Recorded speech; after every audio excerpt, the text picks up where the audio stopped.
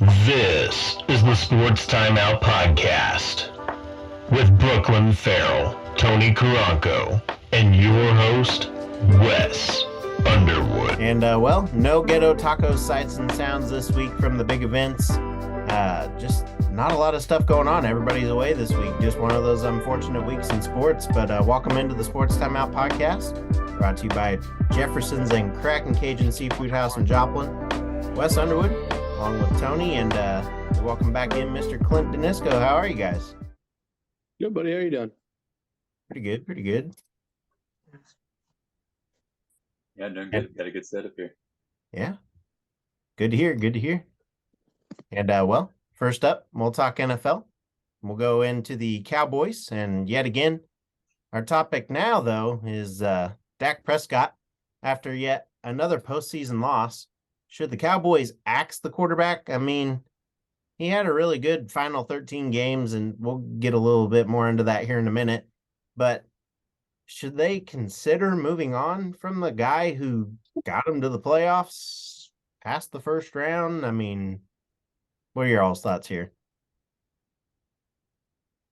So to me, it's progress. You know, it's not what they want, obviously, but it's progress. They finally won a game, which is, you know, hard for the Cowboys to do. You know, they kept Romo forever, and I don't know how many times he got them to the playoffs and won one game, but it wasn't very often. So I don't think Dak is a great quarterback by no means. I think he's very talented and as an athlete, but you know, the conditions have to be perfect for him in order for him to be successful and for him to ball out. I just don't think that he is consistent enough to make a Super Bowl run again, unless the conditions are perfect. And you guys both know that conditions are never perfect in the playoffs. Yeah. So I don't know. It's obviously a difficult decision for them to make, but they definitely need to find somebody who's a little bit more of a playmaker. You know, Justin Herbert would be good there. You know, somebody along the lines, you know, that kind of caliber, somebody with a lot of talent that, you know, could win games more consistently without, you know, being able to think on their feet. You mean like draft for somebody like Justin Herbert? Is that what you mean? Because certainly there's no way the Chargers would ever trade Justin Herbert. No, yeah, but but somebody like of that style that, you know, obviously I can say like Patrick Mahomes or Josh Allen or Joe Burrow. I feel like this is like this would be like the worst position to be in, is like where you're not going to have a high draft pick, but yet it kind of seems like they're just like in no man's land where it's like you can't really fire your coach. Like they were like their defense was really good this year. They kind of were a better team than they were last year. But I never really trusted that it's like, oh man, this team's a domino. They're just going to go right to the Super Bowl. So it's kind of like you can't really get rid of anybody. Dak's just good enough to not like, oh, we got to get rid of this guy and then bring in who, like, you know. They need to get rid of Ezekiel Elliott, in my opinion. Yeah, I've seen that. In their defense, they did lose Tony Pollard like in the second quarter, and it was a pretty close game with a dominant Niners team. So it's a tough position because it's like, yeah, maybe we're one play away from beating this awesome Niners team. The other hand, maybe it's like maybe we should just like trade Dak and maybe you'll get a high draft pick and try to get Bryce Young. I don't know, but I feel like if I was a fan, this would be like I would not know what to think right now. Like, do we just go again next year for like the fourth year in a row, or do we do something dramatic like maybe trade Zeke for a second rounder and try to do something? Good, very well, good. Next up in the NFL, we'll go ahead and talk another quarterback situation, and that is the Bills and Josh Allen. Is Burrow just that good? Is Allen just really not great under pressure, or was it the injured arm? I mean, those are the excuses kind of circling around now after that game. But, I mean, what are your all's thoughts here? Because ever since his injury, he's just looked uncomfortable. Clint, we'll go you first. Yeah, I feel like it has to be – well, not has to be, but he certainly looked way better last year. So if you're a Bills sign, that's kind of a weird sign that, like, you know, even against that Dolphins team, he looked way better against the Patriots and Chiefs last year than he did against this like third string quarterback Dolphins team. And then of course against the Bengals, he looked really bad. But the Bengals, I think, as hopefully we don't see too much of this next week against the Chiefs, they might just be like the best defense in the league, at least coaching wise. So on that hand, it's not like a complete embarrassment for Josh Allen, but it was it's almost like in a weird way, if you're a Bills fan, you'd hope that it was injury related and not just like, oh, that actually teams have kind of figured him out and he's kind of gimmicky and blah, blah, blah. You're hoping that it's like, well, he just kind of was limited because of his arm and wasn't making the best decisions. Yeah. But he was still throwing it deep. It was just an odd, like, it was almost like his offense failed him. I don't know what it was, but certainly no time to, it's not like a Dak thing where it's like, are we sure he's good? I think certainly he's still a star quarterback. Yeah. But it just, that was a bad way to go, where it was like all year you were the best team in the league, basically, or people were saying you were. Absolutely. And then you go out like scoring 10 points and it was kind of like nothing went right at home. This was the Hamlin game where you're going to get that bump. And instead it was, and some people were saying, people that are smarter than me about football were saying that in a weird way, the snow actually kind of hurt them because of the way they play. It's a lot of cutting, and the cutting kind of threw them off in the snow. So if you throw in excuses like that, that might be a thing too. But it just kind of seemed like the worst way to go out for Allen, but certainly not like a let's trade him or anything. True. Well, and I think we're forgetting that, there's more than just Josh Allen out there playing football. I definitely think that they lost the line of scrimmage on both sides of the ball. And I think to try to throw Josh Allen under the bus, to say, well, he didn't play up to par. Well, nobody played up to par. I think they straight out just came out and didn't perform how they were supposed to perform. I honestly think they probably thought they already had the game in the bag, and they just came out there nonchalantly, already thinking about playing the Chiefs the next week. And I think, even though we know that Joe Burrows and the Bengals are good, I think they just overlooked them. For sure. Huge mistake. You can't be doing that whenever, the Bengals are still a very, very tough team to beat. Absolutely. And especially so I think especially when Burrow didn't even really do that. It wasn't like, he pulled out the heroics. He kind of was just tearing him apart, like little checkdowns. And I think it was just, I think it was more so a surprisingly badly coached game for the Bills than it was like everything was good and Allen messed it up. That would be really unfair.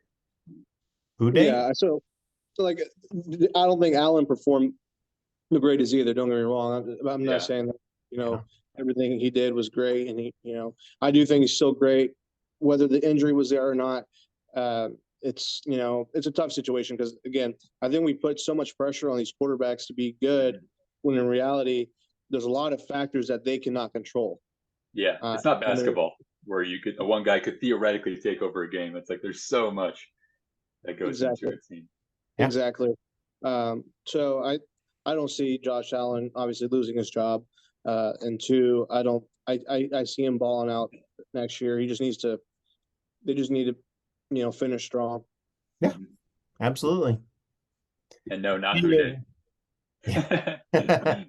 Don't you start.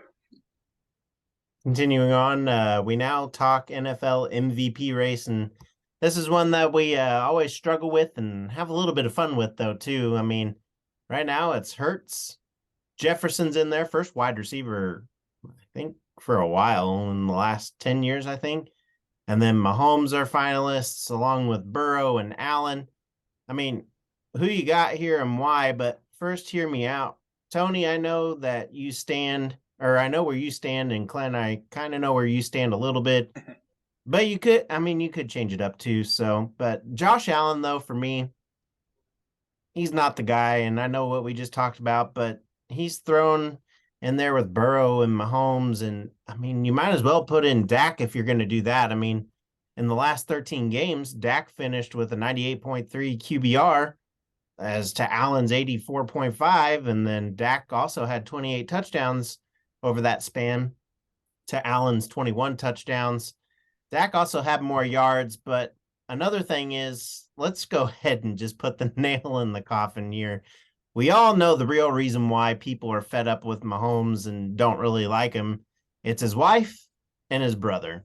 And the fact that he went out to parties and stuff like that, and then they did all that stuff after the Super Bowl and just was kind of in the crowd with him, and people got tired of him because it's like, and he did what he did on the stage with Kelsey, which Kelsey had every right to do what he did. I mean, that dude, he's earned it, no doubt. He was there when the Chiefs were bad, so on. But, I mean, 5 seasons as a starter now, though. He's thrown for over 5,000 yards twice.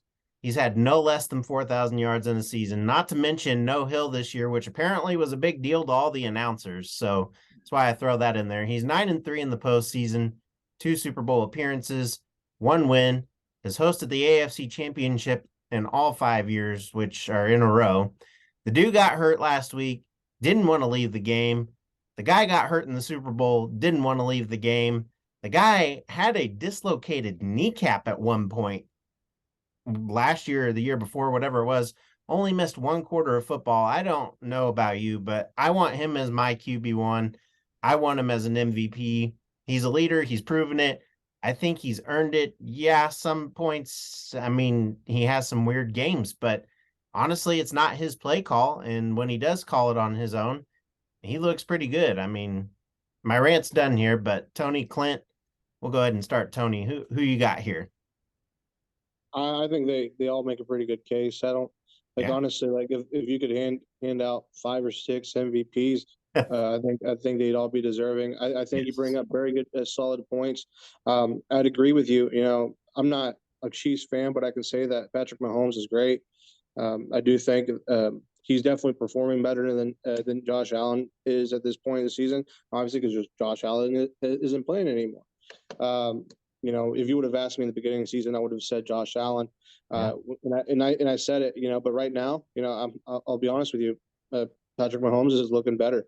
So I would stand behind what you said 100%. But again, I think that everybody else on that list is super deserving of it as well. But I would probably edge out Mahomes as well in regards to all the things that you brought up. Indeed. An MVP is weird, isn't it? Because like, I mean, you kind of almost have to give it to the quarterback because it's like technically quarterback is by far the hardest position. I mean, by far, it's like, but it's like we're tired of talking about it. Like we almost want to give it to a receiver or a running back, but it's just to be different. But it's like theoretically, the quarterback's the hardest, so they should always be the most valuable because no matter how good Justin Jefferson is, if I'm out there a quarterback, it doesn't matter. So I think, but this year was definitely like the Mahomes year. It's kind of amazing actually how well it went. Just because for one thing, there's always MVP fatigue, right? There's always going to be, and pretty quickly people were tired of the Chiefs, and I don't blame them. I think they were sensing that like this Patriots-esque dynasty is happening, and so like within 4 years, people were already like, you know, rooting. No matter who the Chiefs are playing, they're rooting against them, which is unfortunate. And you know, it's like, come on, we're just this small town in Midwest Missouri. We finally have something good, and then you're. But anyways, but the fact that I thought it's, you know, I think Tom Brady only got 3. I want to say, and he's been around for 21 years playing. So they usually don't want to give it. They like to give it to the person that was surprisingly good, and not the person that's like, of course they're good. And then that usually that MVP. There's a reason why the last MVP to win a Super Bowl was Kurt Warner in 1999. Because they always give it to a guy who's like surprisingly good on a team that's probably not going to win the Super Bowl, or you know, it's someone that's their team. They're absolutely amazing, but their team sucks. And in this case, I think it was just a mixture of both. Where they were a great team. They smart. I like the Tyreek Hill trade. They got all these defensive pieces. We're seeing Jalen Watson getting game-sealing interceptions to win us games that we got because of these draft picks, and he did it with. The main thing was, I even hate to compare Burrow to Mahomes because people were already doing it about how Burrow's better than Mahomes. But he did have those 2 bad games in the very beginning. So I think that's pretty much what hitched Burrow this whole season was like, unless Mahomes ended the season with like 19 picks and no touchdowns, looked terrible. There was kind of no way Burrow could get past him because he was just terrible for like 3 games. Matt Castle. Yeah, that's right, the Matt Castle. And then it's tough to give to Jefferson when it's like they can't even win 1 game in the play. If he single-handedly won them a game in the playoffs, then either way they vote before the playoffs, so it doesn't even matter what happens in the playoffs. But I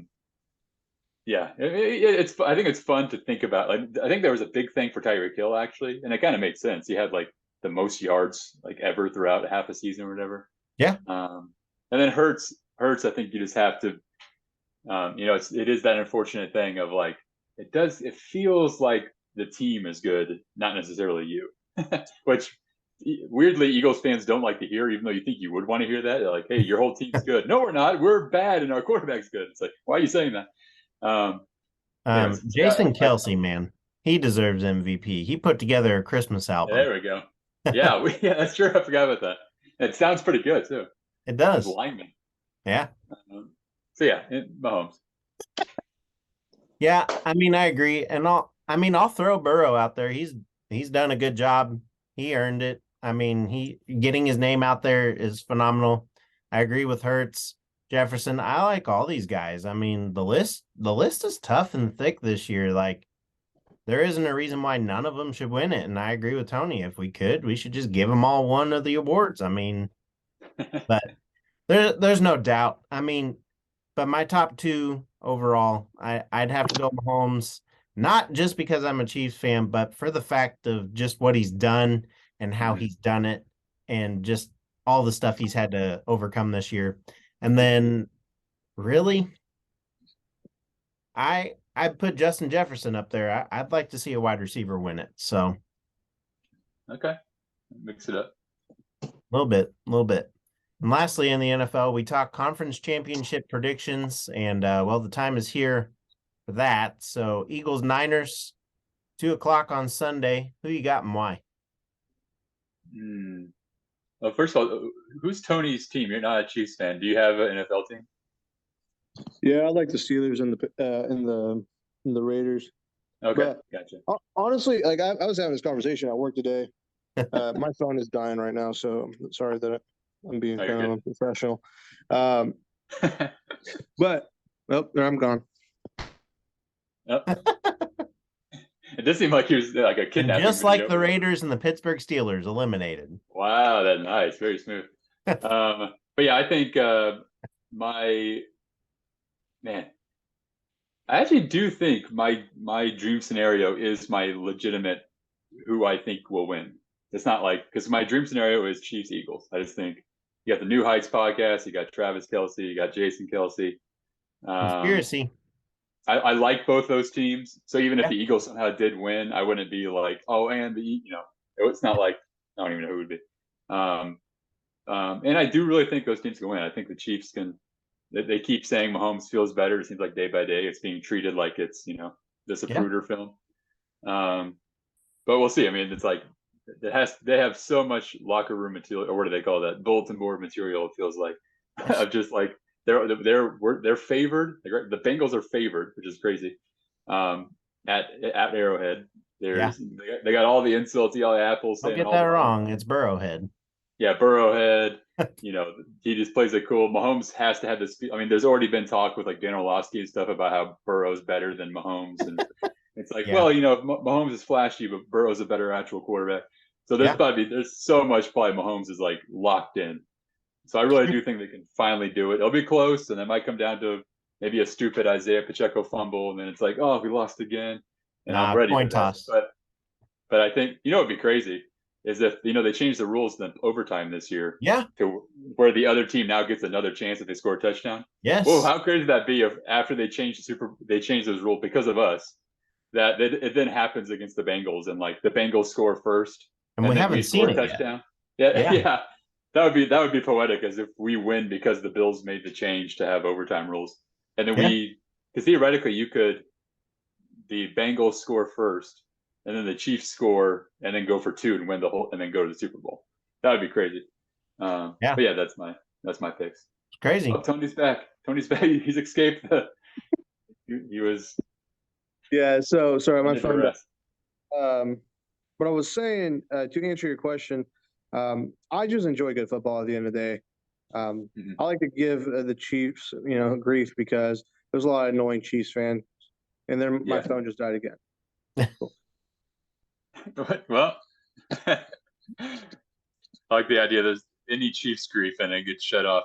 I think some kind of conspiracy here. And lastly, we'll go ahead and move on here and talk the MLB and the Royals.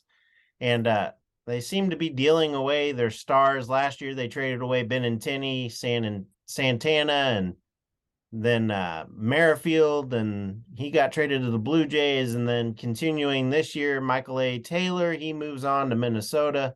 Mondesi moves on to the Red Sox. And I mean, for a pitcher and Josh Taylor. All right. Also, they have been in talks about Dozier and Lopez. I know this team, I guess, is in depth at these positions in the infield and the outfield, but I mean, do you cross a certain line when you deal off all your captains, or you just have Salvi and Witt Jr. now? Yeah, and you know baseball more than I do, but how does it work? It's not like, it doesn't seem like it's like the NBA or NFL where it's like, yeah, but we're going to get LeBron James in the draft with this draft pick. It's like you're kind of just getting minor league guys that are going to, so kind of like, were they getting anything big in return for these picks? One of them resulted in a player to be named later. So not a star. Maybe. I don't know what they're cooking there, but maybe. For Mondesi anyway. But on that note, we'll go ahead and head into the local sports update brought to you by Trackside Burgers. They are open at 1515 West 10th Street in Joplin. Catch them in Joplin for your tailgate and catering needs. And the Joplin boys basketball team will take on St. James Academy tomorrow at 4 p.m. And then the Carl Junction boys will take on Lebanon tonight at 7:30 p.m. And then lastly, Carthage will head to Nevada tonight at 7:30 p.m. as well.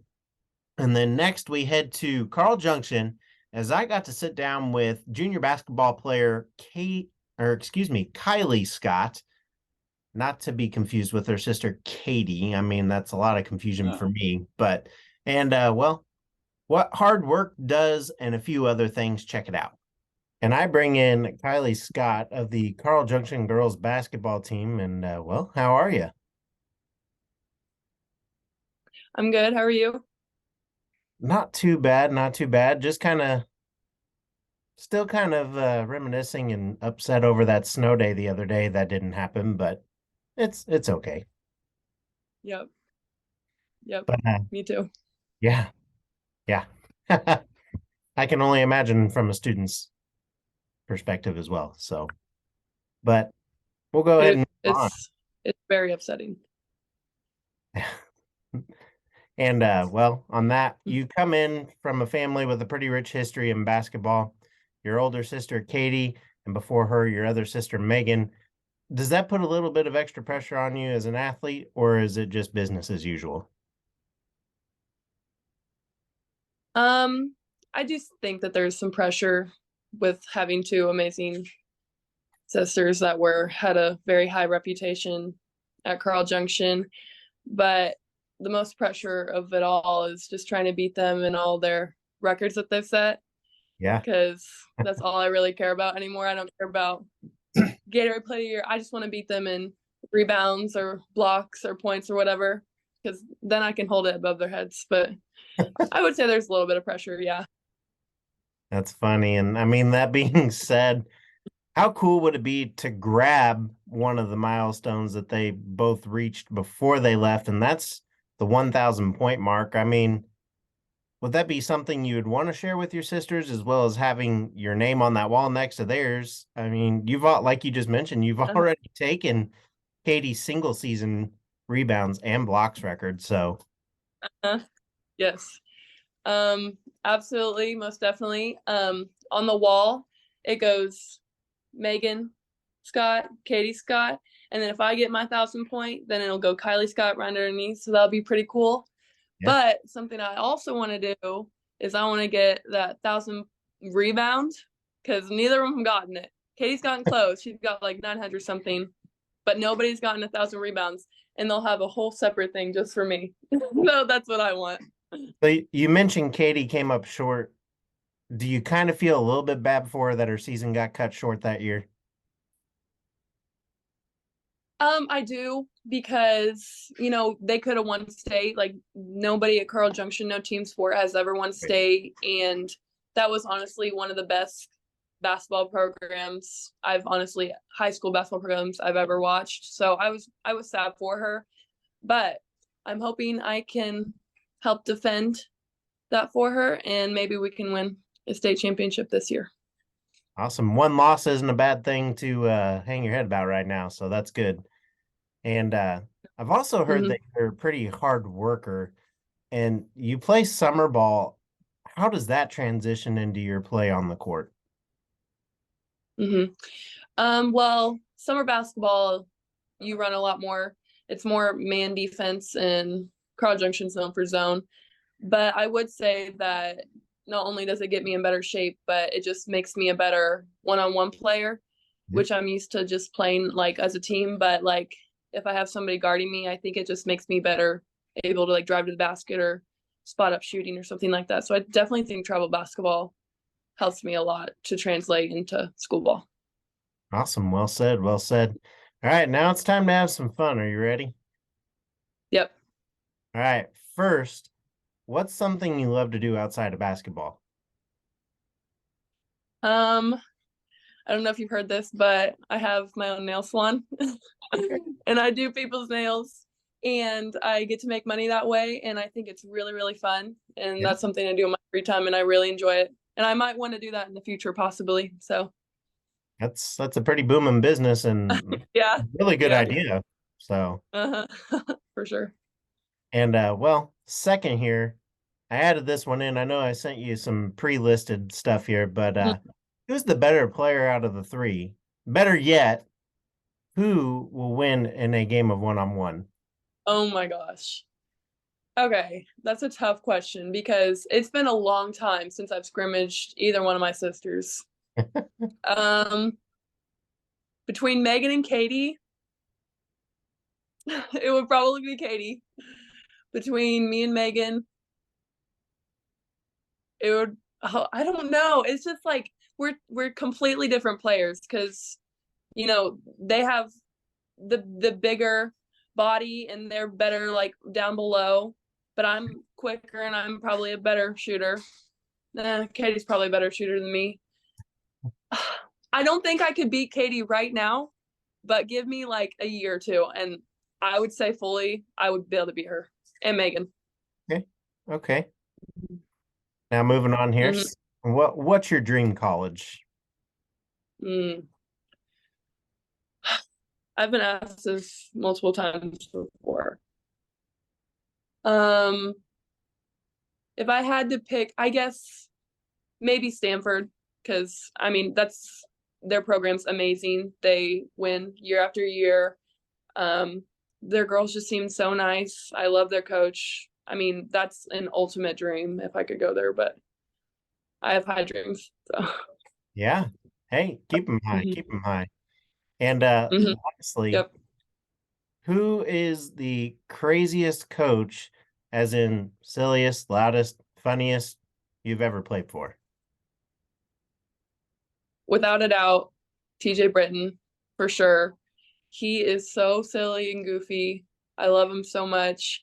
He makes practice so fun, but he also can be like the most serious person you've literally ever met in your entire life. He goes both ways, but he's the goofiest person like I've ever met. Awesome. Hey, I agree with that. I know him as well. So, and thanks for joining us and good luck to you the rest of this season. And hopefully you guys get that state title, much deserved after all the hard work. Thank you. Thank you so much for having me. Yeah. Take care. You too. Great stuff from her. Can't wait to see what they have in store for the rest of the season. And today they are on the road along with Joplin in the I-44 Ladies Classic in Lebanon, Missouri. The 5th and 7th place bracket will begin at 4:30 today. And then the 1st and 3rd place bracket will begin at 7:30 p.m. tomorrow. And the 7th place bracket will begin at 11 a.m. with the 5th place bracket playing at 12:30. And then 3rd place will be at 2 and 1st place will be played at 3:30, and that will be tomorrow for those games. And well, yeah, the Hot Stone Pizzeria 2-minute warning this week. Not much going on. MSSU back home, Pitt State I believe back home, some fun games to get over there. And yeah, those will start at 1:30 p.m. and men and women will play back to back. So of course, all these games and events are pending to the weather and the current and fluid COVID-19 situation. So tune into each team's social media pages for times and updates, and the music continues. Here's the end of another episode for Tony, Clint, and myself. You guys have a great and safe rest of your weekend. I'll be enjoying that AFC Championship game for the 5th time, but my 3rd time in those 5. And I'm going to be freezing my butt off, but I'm going to be up there. You guys got any weekend plans? No, just watching the Bengals win. Oh, there we go. Who day. Yeah, you're a trooper, man, for going there. Good luck. As long as they have fun. I got my bibs, so I'm good. Okay, good. But all right, we'll take care on that note. See you. Bye, everybody.